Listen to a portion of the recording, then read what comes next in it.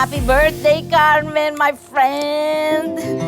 Carmen, Tani, happy ka na da. Saka Carmen, baka pwedeng ibulong mo naman ako dyan sa taas. Naggabayan ako sa nalalapit kong operasyon.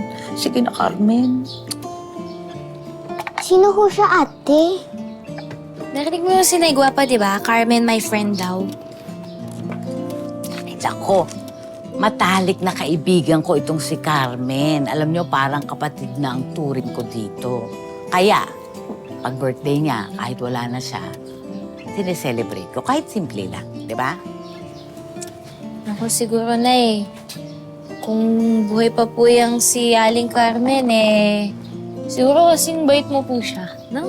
Kaya naging close kayo. Naku, anak, kung naabutan mo yan si Carmen, naku, sigurado akong mamahalin ka nun. Kasi siyempre ikaw ang anak. Ay, kain na tayo. Kain tayo. Ito, lalamig. Teka, ano po yun, Nay?